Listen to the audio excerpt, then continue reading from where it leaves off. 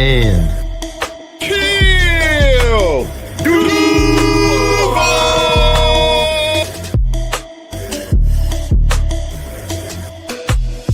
know what it is, man. You're locked into Third and Teal where they keep it real. And if you don't know, you're going to learn today. Third and Teal, baby, and I'm out. Let's go. What is up, party people? It is it's Friday. So hopefully nobody works this weekend. Trevor might, but I'm gonna be off. And we on here to talk about some football. I know it's been a little bit. We kind of been up and down this offseason. A lot of stuff going on, a lot of lives and everything, but we're getting back to it during the season, though. I mean, we're 100% going to be back and in full stride and everything. We're not going to miss no days in the season. nah. Whether it's got to be me and Eric, Trevor and Eric, and somebody else, or just me, or we'll figure it out. We'll make sure it happens. But yeah, excited to be here. Excited to kind of hang out with you guys again and everything. Everybody who comes in and comments, get these comments put over here on the side. But yeah, man. Robert already in there. What's up, Robert? Always. Y'all know he's going to be in there immediately. But yeah, I mean, it is kind of quiet lately, but we're getting close. We got a month and 5 days till our first preseason game, August 15th, I believe. We're coming up on it, man. I embarrassed myself the other day. I was like, nah, man, the season doesn't start till September. What are you talking about? And he's like, no, preseason starts in August. I'm like, no, like maybe the Hall of Fame game, but doesn't start till September. He's like, no, you're right. The NFL season starts in September, but preseason's in August. And I'm like, no, you're crazy. You don't know what you're talking about. And then he's like, and he looked it up. He's like, see, and I'm like, oh, well, I guess I just don't pay attention to preseason. But wait a minute, preseason starts in September? I thought no. It starts in August. Right. Okay. I was saying September, not thinking about it, but really it was August. I was being stupid. But he's a Dolphins fan, so I don't really care what he thinks anyway. So it's all good. But shoot, that brings me back, man. What, like 2-3 years ago, me and Randy had become friends, and I gave them tickets to him and his mom tickets for the Colts Jags game the year, and the next year he bought the Dolphins Jags preseason game and sent me some videos from it. He took his little brother to that game. That takes me back. Man, we've been doing this for a while now. But yeah, man, it's I don't know, man. It's almost here. I'm ready for it. Soccer was cool and all. Like U.S. men's team, woo! Like I want us to win everything. I don't like Europeans or anybody else really. I just like I just want to have utter domination. Yeah. No, like I really like honestly, like every Argentina, Uganda, Paraguay, I really don't care. But like Britain, France, Belgium, like I want to beat them. Like I don't like everybody else. I don't really care. It's just Europeans are so pretentious.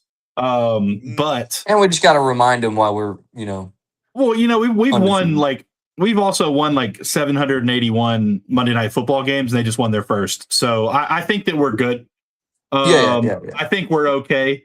It stung a little bit, but honestly, like a soccer stadium doesn't even have half the following of a single college football night. So like it is what it is. We all moved on to football very quickly, and it's just one of those things again where if our best athletes cared about soccer, we would never lose.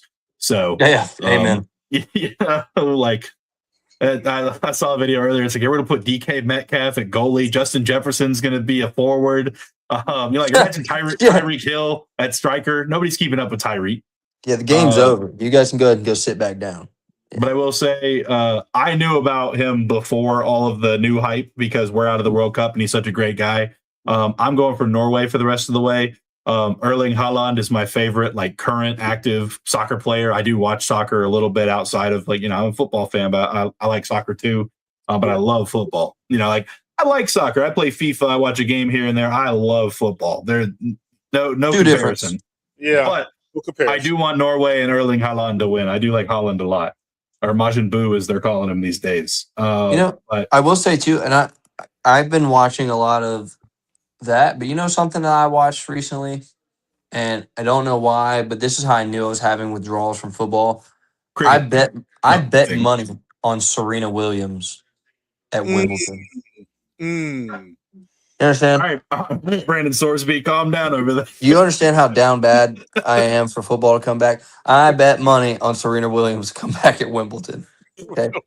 I put $20 on Lucky Clover 12 out of the third Ireland League, just to score 2 goals. Like, Yeah, I threw something out. I also, I'm not gonna lie, I've been watching a lot of Sophie Cunningham and Caitlin Clark.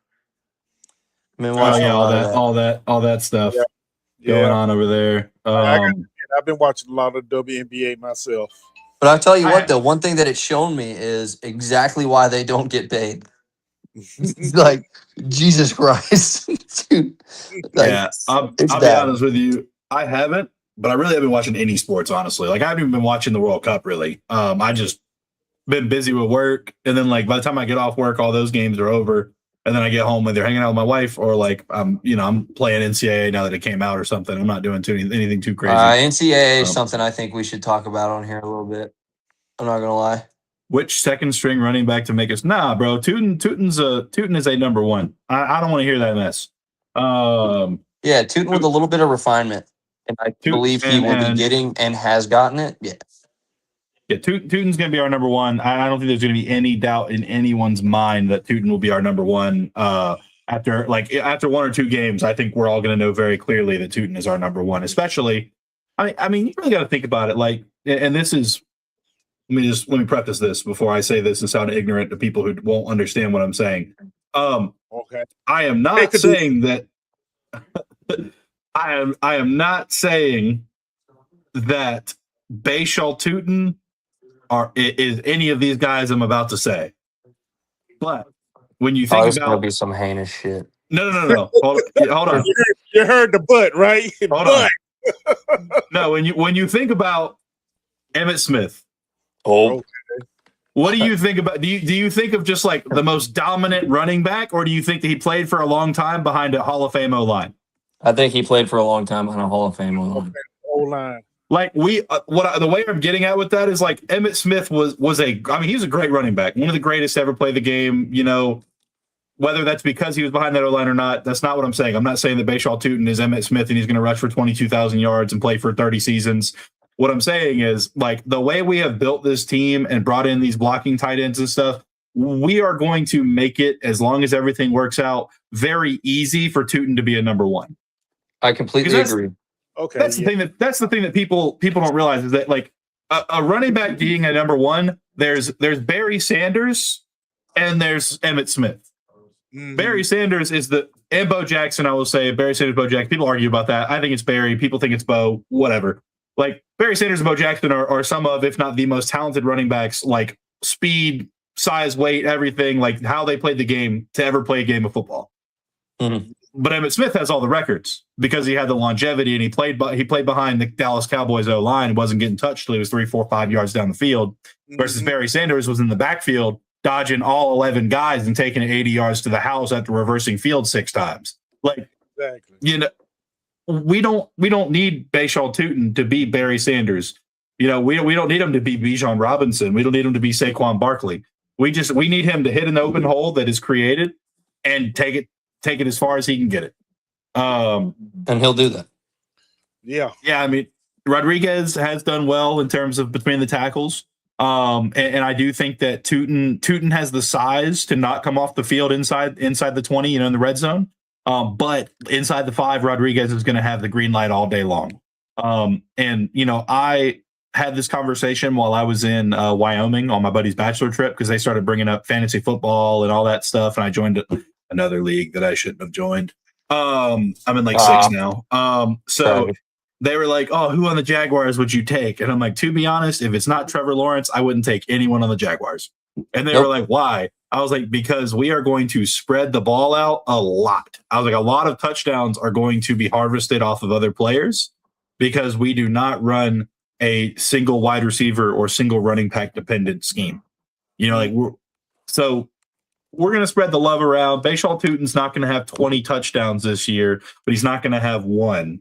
And as long as everybody stays healthy, that's the thing too. Of course, injury can happen, but Exactly. like Tootin will be the number one. He will be but he's not going to be like the feature back.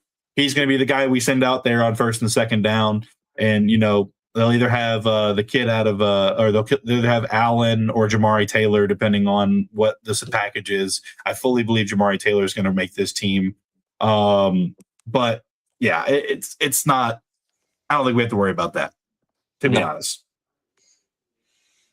Realistically, though, that's the same things we've been talking about for months, and where I think we're just at the point now is like we said last couple times we talked about it, was you just kind of have to wait and see, because really, like, we know that with some refinement, Tootin is going to be electric as long as he takes to it, because he looks a lot like ETN did his first year on the field, like very unbalanced, fumble problem on occasion, hits the hole hard, but not necessarily correctly every time. Mm-hmm. Better outside the numbers. Looks exactly like ETN did his first year. Did Tootin have any fumbles this year? Yeah, he had one. Mm-hmm. He had. No, I know he had at least one. No, I know he did. We didn't lose. We didn't lose all of the fumbles. Yeah, he had 2 and we lost 1. On 83 carries. He's averaging 3.7, had 5 touchdowns. I think his ball security was loose. Like, he had a loose grip on the ball for a while. Like, it wasn't tucked. It was like that was something they worked on coming out of Virginia, because he did have that issue at Virginia Tech as well.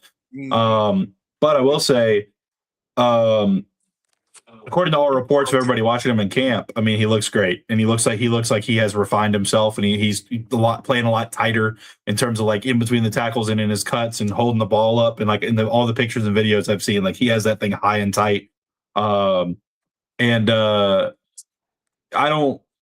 I don't think DeForest Buckner or Jonathan Taylor need to be on this team, Nitro. Jonathan Taylor is going to cost too much, and DeForest Buckner, I don't know that they're going to let. I really don't think they're going to let either of them go. But I wouldn't necessarily chase after either of them if they went to free agency. Both of them are going to cost too much. And honestly, I think that we have guys on this team now that we can build off of and either draft, or there might be other guys available. But the only guy off of another team at D tackle that I would sign is Jeff Simmons, like in our division. I don't think there's another D tackle in the division that I would just like want on my team right now. Yeah, I agree. Which he got disrespected on the NFL Top 100. They had him at like 83 or something like that, which was crazy. Yeah, really? Exactly, Robert. Yeah, they had him at like 83, which of course that's voted on by the players. So I guess that's where the players see him, but like that feels real low for me. Yeah. But I know Andrew was mad because we put Trevor Lawrence at number 2 on that list and not Jeff Simmons. And I'm like, yeah, you're crazy. Like, we're talking about an MVP candidate versus a guy who was not even depoy candidate. Yeah. But no, I mean, Tootin's looking good in camp from what I'm hearing. And just kind of, I don't know, I'm excited for it, man. It's going to be nice. Me and Tony want Alvin Kamara. Why? What has Alvin Kamara done in the past 3 years that makes you think that we need to like spend a bag to get him here? Yeah, no, Alvin Kamara needs to stay right where he's at. Yeah, Alvin Kamara is a little old in the tooth anyway. He's past his prime. I feel he's past his prime. So yeah. Well, I think he's past his mental prime. Physically, he's still got all the gifts, but he's just, that motherfucker's so involved in everything but football. And he's always posting some cryptic, stupid shit. Like, yeah, bro, he's a slower, older Bashal Tootin at this point. Like, he had 131 carries for 471 and a touchdown last year. Like, that's not really inspiring confidence in me. If they thought he was still the premier back that they wouldn't have brought ETN. He should be. Yeah, they wouldn't have brought in ETN, and he wouldn't still be on the roster right now. Like, no, we don't need Kamara. Not to mention he has so many just things that come up that are not football related for him. I wouldn't want him in the building. Yeah. Camp Also, is who's building Tony? a very fast defense. Who's Tony? Yeah, who's Tony? I don't know who Tony is. I feel like I'm missing something here. Also, side note, just so we're all on the same page, who's Tony? Yeah, like I just want to make sure we all know who Tony is. I think the biggest thing to address about it, though, is like obviously this offseason we weren't big splash makers, but of course we've talked about this a lot of times too, where we weren't necessarily in a position where we had to be. We were able to kind of be more selective with what we did. Now, do I feel like we could have done a couple more things? Like personally, I do. Just depends on how it all shaked out when you pulled the trigger. So it's impossible to say what you would have liked them to do, but I do feel like there was a couple of things they could have done. Regardless, though, like as long as they keep working on the contract for Parker Washington, after we've now paid Brent Strange, as long as they keep working on that, I will be happy. Like I will completely be happy with this offseason being really quiet. And really, it didn't need to be a big splash, but I will agree with most people's consensus when they say you did lose an all-pro linebacker and you did lose a top 10 or top 5 running back from last year. Do you know that you have the replacement? As much as I do have faith in Tootin to eventually be able to do it, I don't know that he's ready to do it yet. Do I think he can? Yeah, he can. It just depends on how his offseason goes for him. And realistically, everyone looks good in camp. You know what I mean? So, yes and no. Like he looks great, so we think he's going to be great. It's more or less like he looks great, so at least we know he's on track. We'll see what he does on the field, but as far as like the hole in the defensive side, I definitely feel like we should have addressed that sooner in the draft. I think because I love Ventrell, but Ventrell's not. He's nowhere near going to be the coverage guy that Camp had Devin Lloyd playing last year. I don't think we currently possess that guy. I think he can do it. He can, but I think he's a little behind the curve on it. You know what I mean? Like, I feel like if you were going to do that, you should have been swapping him in a lot more last year. Instead, Devin Lloyd got hot. And of course, you feed the hot hand, give us the best chance to win. I completely agree with that. But if that's what you believed is what we needed, then you pay that guy. You know what I mean? Like, I'm not necessarily saying I disagree with the decision. He got a bag that I was not willing to pay for him, in my opinion. But I will say, though, like, if he's that essential to you that you feel like he's like no one's competing on his level, which they weren't last year. None of our linebackers were playing on his level last year, period. No matter whether it was because of scheme, no matter whether it was just like he was on another level last year, no matter what the reason was, no one played on his level. And I really don't feel like we did anything to legitimately address that other than say we hope that Ventrell or Jack Kaiser can do it. And it's not that I don't have faith in him, but like you don't have any backup plan if they can't. You know, you got nothing. I will say too, though, the kid we drafted, Jack Campbell, or not Jack Campbell. What's his name? Damn it, the linebacker we just drafted. Hughes, Parker Hughes. I'm not saying he's going to be like the fix or the answer or anything, but he played safety and he's actually a really good coverage linebacker. Along with the fact that that's what you just said his name, the other guy, Jack Kaiser. Yeah, Jack Kaiser was supposed to be out of college as well. So I thought there's going to probably going to be more of a rotation this year. I think that in like obvious passing situations, we're probably going to see Kaiser and Hughes in the field more. Yeah. But I could be wrong. Venture, but also too though, like we thought that Devin Lloyd was completely useless in coverage before last season because he was. Yeah, I mean, and Ventrell Miller before he got hurt at Florida, he actually was a decent coverage linebacker. He just he had like 2 knee injuries 2 years in a row and kind of turned into more of a downhill guy. But I think if anybody can do it, Camp can do it. But honestly, I think we've got enough depth there. But also, too, they do have the opportunity to always move Foye back inside and put Miller outside. And that I would actually prefer to see that personally because, in my opinion, like I don't care what age he is. If he's physically capable of getting on the field, you put Foye on the field just for his mind. Like, Foye is a quarterback of a defense, no questions asked. That guy is a genius. Reads coverages, knows the run formations. He knows the scheme before the scheme is revealed. Like, the guy knows what's going on. So, I would love to see Foye get moved back inside and they put Ventrell on the outside because Ventrell will do better out there anyway. He's a lot faster. He's a heat-seeking missile to the ball. I think he'd be great to shut down the outside runs and help solidify the edge. So, I mean, personally, I think that'd be a great idea. Talking about Brendan Combs, Robert. Sorry, I didn't mean to cut you off. You're good. You're good. Combs was better in camp.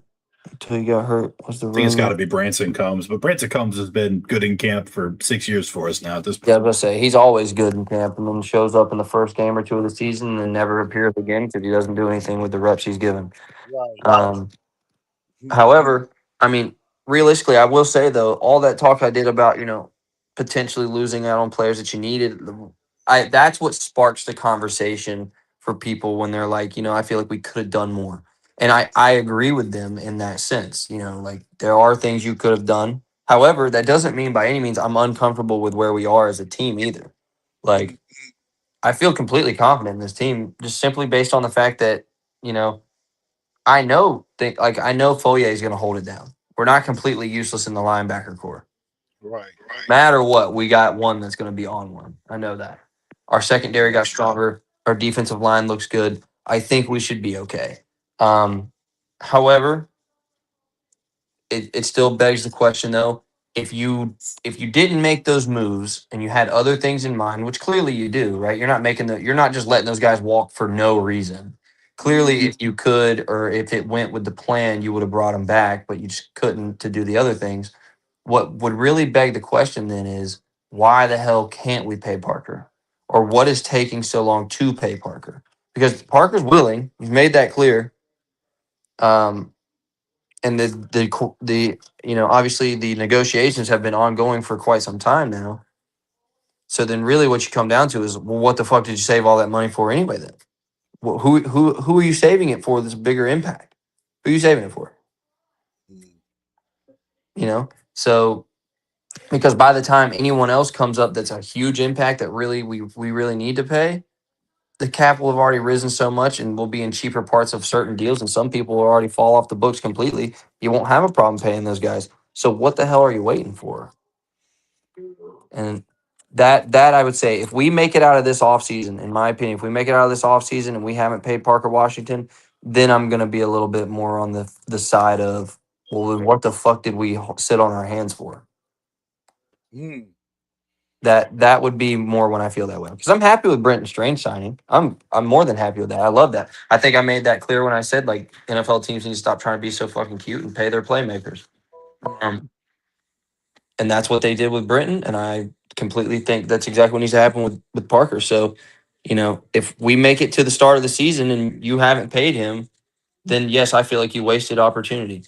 You did, because like say for instance, if you were, and even then, like when you're sitting in the draft and you have the opportunity to take Hill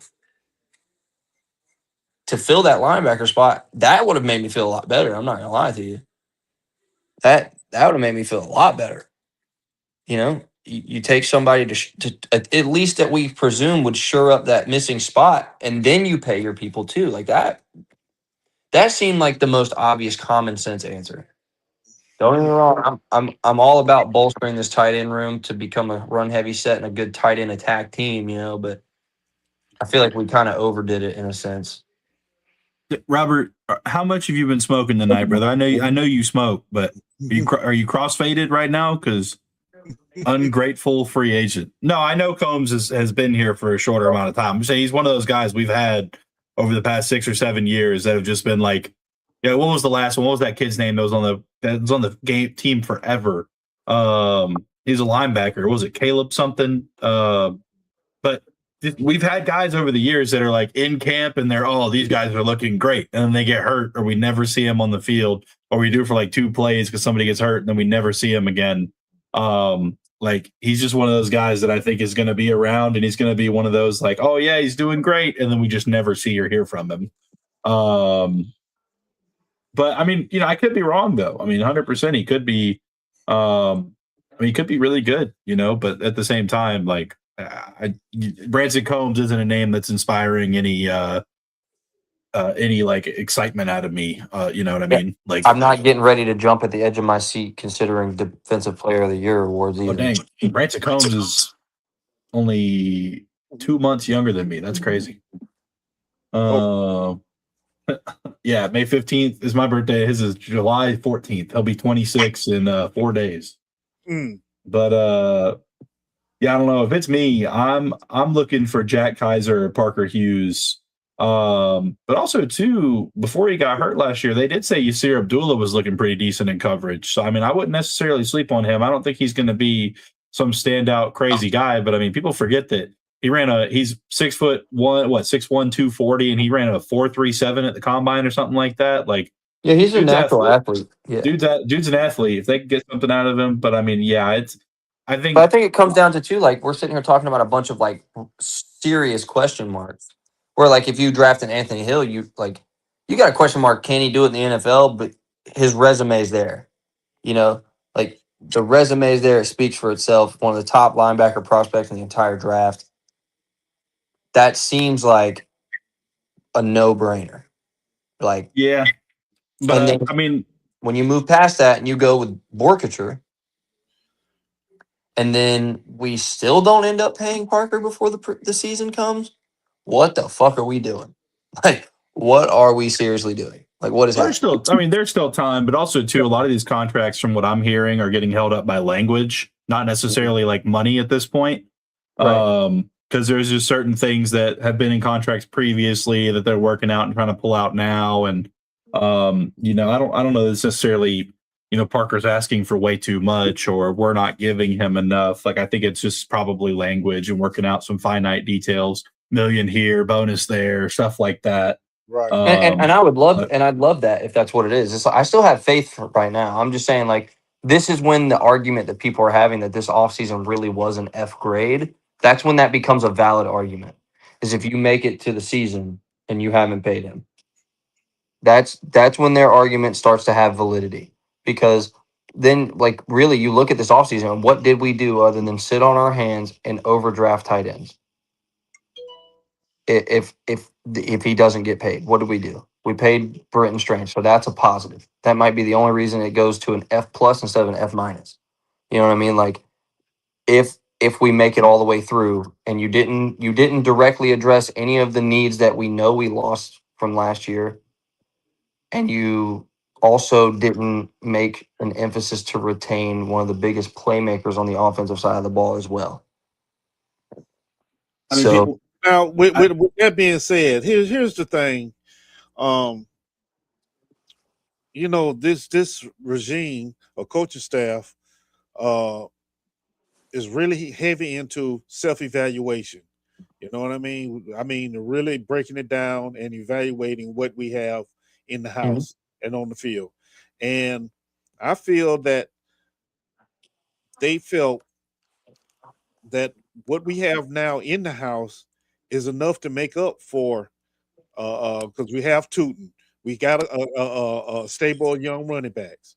We have a stable of young linebackers, with Fourier being the senior guy, basically.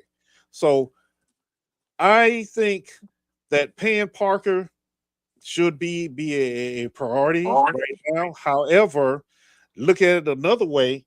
Parker had the breakout season, but what if you pay him and then he doesn't have another breakout season? Then the question is, why did you pay him? So, you can look at it from both. You can look at it from both ways. I'm of the belief, we should go ahead and pay him now and save. Because he's always maximized his opportunities, though. You know what I'm saying? Like, right, exactly. I watched a interview, and between him and his sister, because his sister works for the Chicago Bears as a scout, and she said it and he said it. He wants to be in Jacksonville. He wants to win a Super Bowl in Jacksonville. So I don't think that he will not be re-signed. I just think, as Isaiah said, it's down to the terminology of what's in the contract, pretty much. As far as the linebackers, though, I think, because remember, last year, the year before, we were ready to get rid of Lloyd anyway because he was terrible in coverage. He really was. He was horrible in coverage, right? And then it turns around, and then he has this breakout year. So now it's like, we got to keep him. We got to keep him. But did we really have to keep him with what we have in the house now? No, I completely agree with. We're all on the same page with that. I think is like, we need to make sure that we can reproduce that level of production. Right. I'm not sold that he's the only way to do it. Okay. I know we can do it elsewhere. That's why I say, like, this deal with Parker, like realistically, even if it does come down to language, a million here or a million there would make that little bit of language not so important on the other side.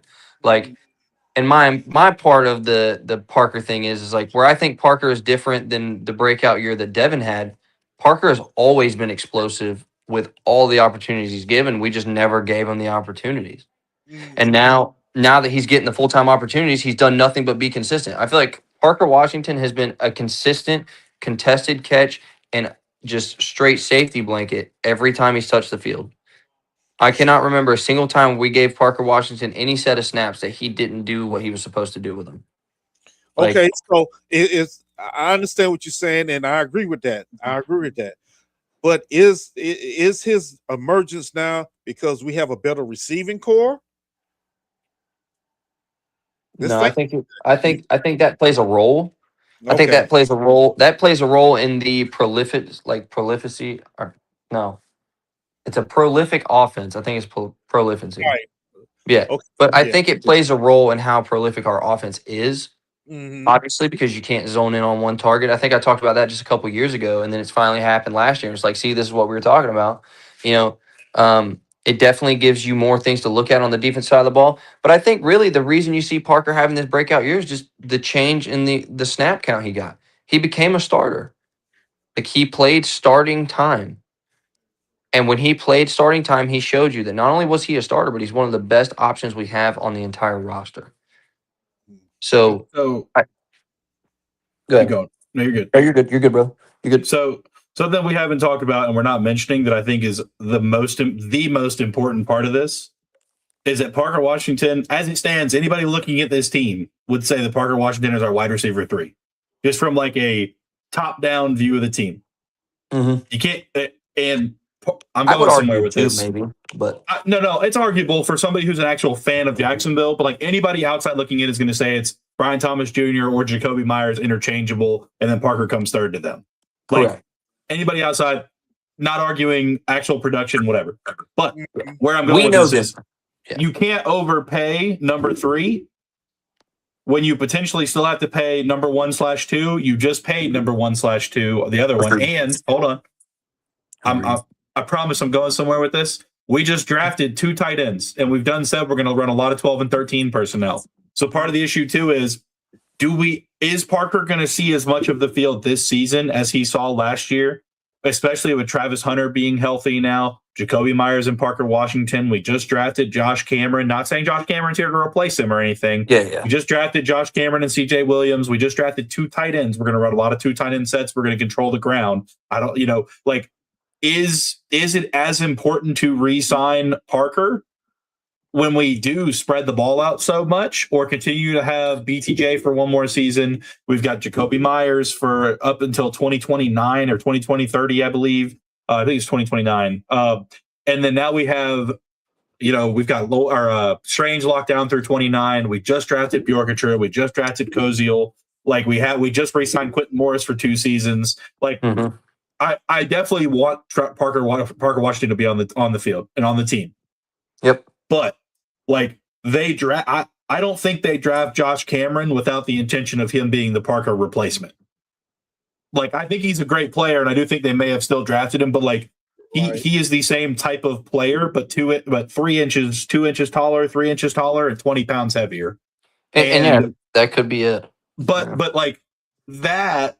Not saying it was like the fact that we're going to run a lot of 12 and 13 personnel, but of course too, like everybody says they're going to punch people in the face until somebody punches them in the face. We may get out there and we can't run the ball for shit. So we throw the ball all season long, and we have 2 or 3 receivers that are up close to or over 1,000 yards. That's also very, very possible. But like our focus is very clearly to move into a power run, control the ground scheme.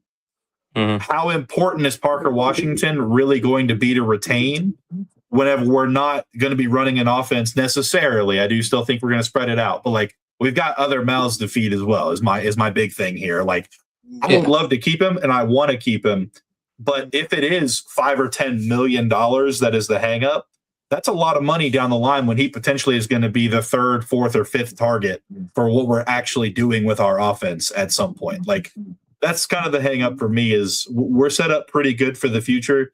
where it'd be awesome to have him. But if he does leave, our offense isn't going to like fall off a cliff and we're not going to, you know what I mean? That's the only thing I'm thinking is like, love to have him, but also with the way we're building and like setting up this offense, it might not be as important to have him and pay him as much as he's going to want or get. I mean, that's kind of a point too, Robert. I mean, but at the same time, like that's my thing because like Josh Cameron can also return kicks and return punts. Yes. You know, like they're very similar players, but like, you know, is having Parker Washington plus/White and letting him walk and then running the ball down people's throats more important to them than keeping Parker Washington? I don't know. Yeah, like that's opinion for them. Yeah. Yeah, I mean, I'll say like I think they love Parker and I think they want to get a deal done. But if it comes down to money and they think, hey, we've got to continue to build this team to win a Super Bowl, we'll have to see how they play this year and what happens. Because again, every team has a plan until the plan gets shut down and they got to do something else. So we'll see. I completely agree with that. I think too the thing is too is like they tried that last year, you know. They tried to come out early and run the ball a lot, and it never took formation. I think that's why they did draft so heavy in the tight end room. And I'm not saying that we didn't need tight ends. The reason I say it's a tight end overdraft, even if we do come out and fucking make it to the Super Bowl because we have this prolific run game, we still overdrafted tight ends. We paid Quentin Morris, we paid Brenton Strange, and we drafted 3 fucking tight ends. Like, we got 5 of these fuckers. We got 5 of them, right? Like, I could see 4. There.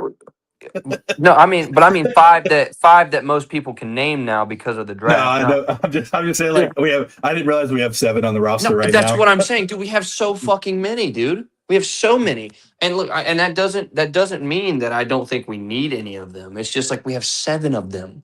Okay, and then when you look at the Parker usage, right? So like, yeah, you're right. It's a matter of opinion about where we go and like how the offense takes shape and stuff.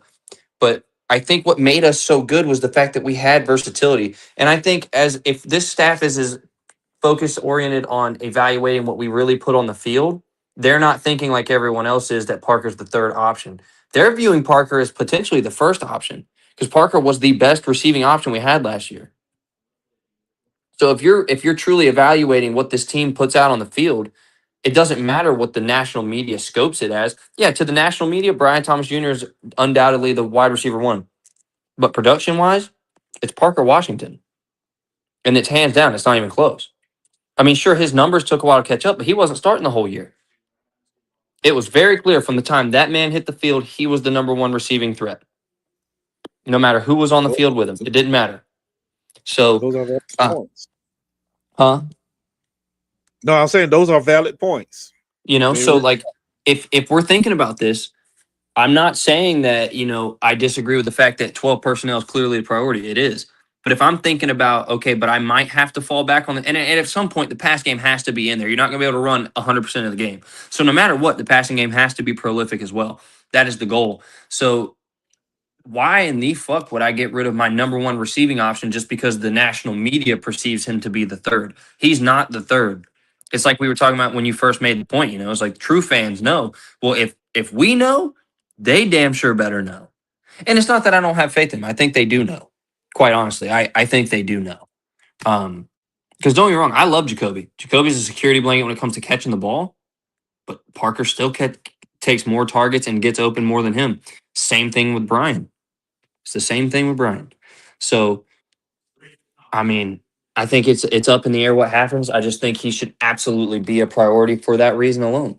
You know, just for the, like, if we do have to fall back to the passing game, and then just the simple fact of you still need a passing game, and he was our number 1 option in it. That's just when you start trying to get too cute and you play these NFL politic games. Like, hey, man, you're just not technically a wide receiver 1. Well, you know, that's what they told Christian Kirk, and he came over here and went the fuck off. And then he started getting hurt because he was old. You know, he was past the time for it. But same thing they said to Christian Kirk, but he came over here and he was our number 1 receiver for like fucking 3 years. You know what I mean? Like, if you look at it realistically and subjectively to what the team is, it doesn't matter what the media perceives them as. The media wants to perceive him as wide receiver 3. Cool. Line him up on your 3rd best corner. I fucking wish you would.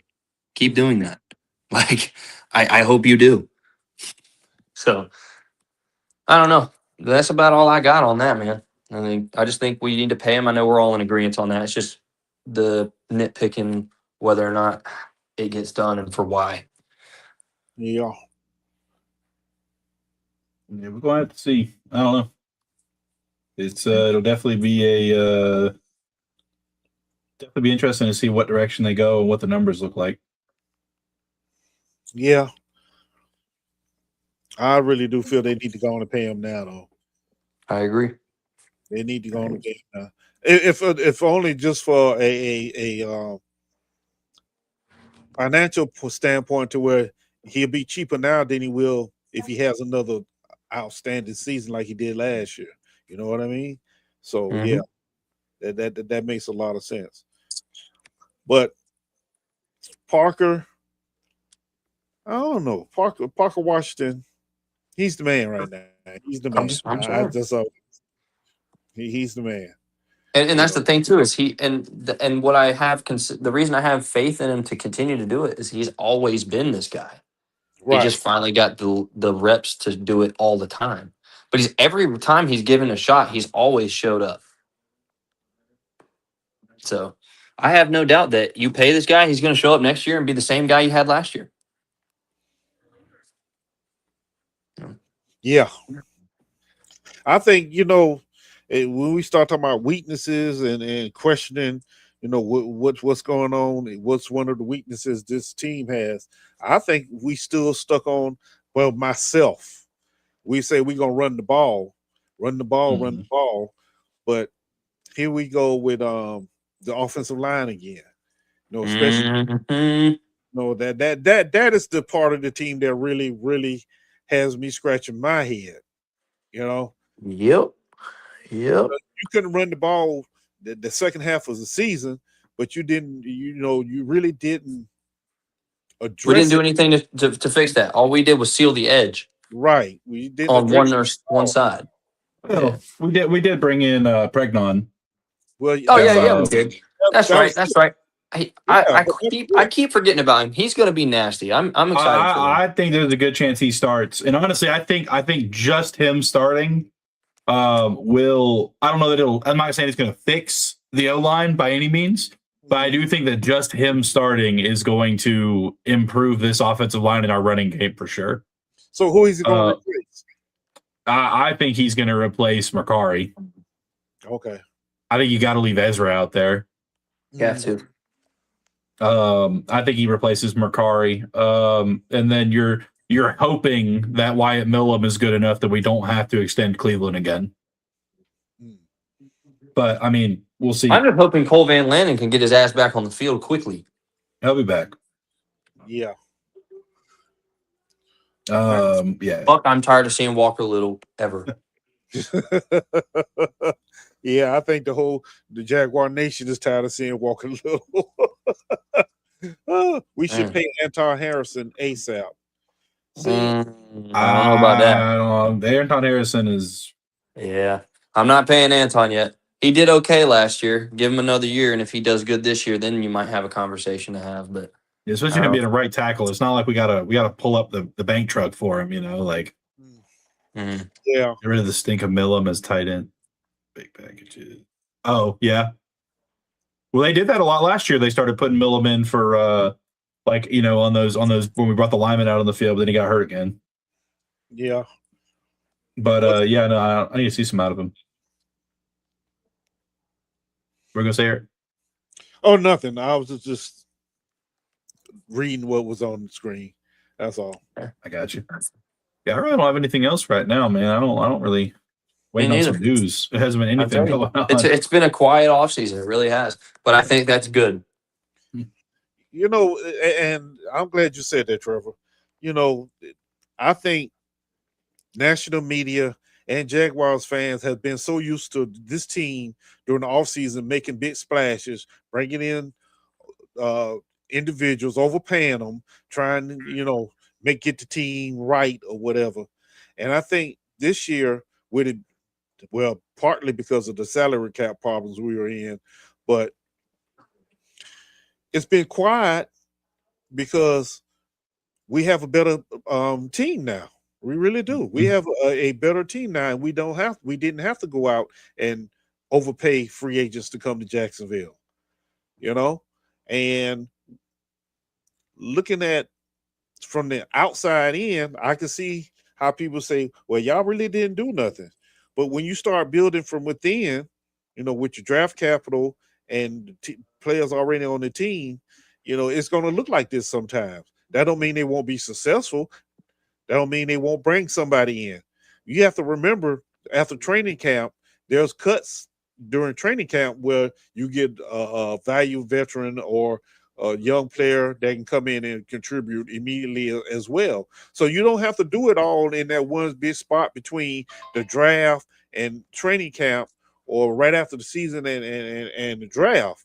Yeah, you So got time. yeah, you have plenty of time. I think a lot of the fans aren't, have They're just not having fun. This isn't fun. As a football fan, you're yeah, not having fun if you're not signing the biggest name to this multi-million-dollar deal. Like, what do you mean we didn't trade for Myles Garrett? Like, that's not flashy. It's not fun. But I'll tell you what it is, though. It's the sign of a consistent team. It's a sign of a team that is willing to be patient, that and part. that's what we need. We have the signs of a team that are trying to build a dynasty, not a firework. And what I mean by firework is a 1 year blow up and then it's gone. Yeah, we seen So how that has worked. Um, Before Armstead got hurt, he was balling and still had second most sacks. Armstead is interesting, and I think that's a big question too. Are we gonna keep Armstead or are we gonna let him go? I thought after June 1 they would have gone ahead and released him, but it says something that he's still on his team. You know, Mm-hmm. it really does if you're paying attention.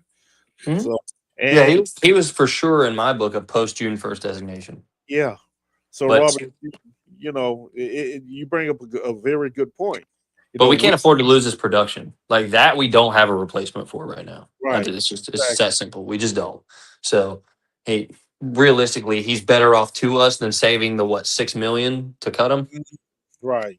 He's more valuable to us than that 6 million to try to. Because what are you gonna do? You're gonna take that 6 million and hope that some random dude off of a fucking street gutter can produce like he did? No, No, no. I'd rather just give him the 6 million and let him keep playing. exactly. Exactly. And plus, he. You see, you have to remember too. He's that grizzly veteran that has been around.